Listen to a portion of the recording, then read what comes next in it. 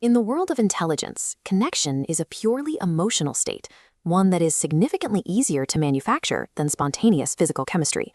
Former CIA officer Andrew Bustamante spent years learning the mechanics of this process.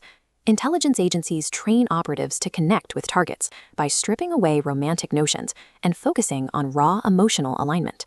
To a trained spy, charm is a calculated, systematic process of data collection rather than a personality trait.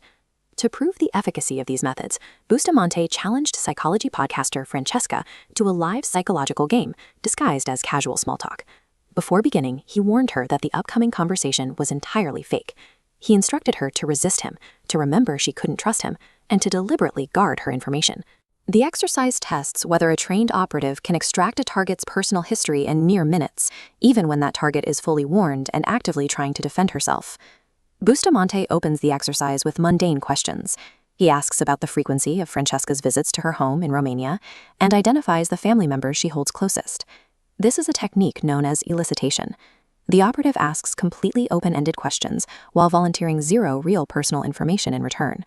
When a target shares a negative or low-energy feeling, the operative immediately validates and mirrors that exact emotion, creating a loop of perceived empathy. Bustamante uses a hypothetical scenario to explain the risk. If you mention that gray days sap your energy, he agrees. He asks how you cope. You mention a specific coffee shop in London, and he immediately claims to love it too. He has extracted your daily routine, your physical location, and your emotional state, all without revealing a single true fact about himself. Perfectly mirroring these feelings and preferences tricks the target's subconscious into believing they share an inherent similarity, causing defensive filters to shut down. During the live exercise, the conversation shifts to Francesca's brother. She mentions his student accommodation in Barcelona, and her physical posture becomes noticeably more relaxed. Despite her initial warning, she is now offering unprompted details about her family dynamics, her teenage years, and her history with therapy. Intelligence officers track micro-expressions against a baseline to gauge truthfulness in real time, looking past the spoken word. In Western cultures, looking left indicates accessing the logical brain hemisphere, retrieving a real memory. Looking right suggests tapping into the creative center, often indicating the fabrication of a new idea or a lie. Tracking specific eye movements allows the operative to verify incoming data as the emotional connection deepens. Bustamante ends the exercise abruptly, drops the friendly persona, and begins unpacking the data he collected. First, he mapped her family's finances. Because her brother studies in Spain but does not work, his parents are almost certainly his primary source of funding. Second, because Francesca is the only family member constantly traveling to Romania, she carries the burden of the family's sticky glue, forcing herself to maintain the group's connection. Finally, he delivers his most explosive deduction.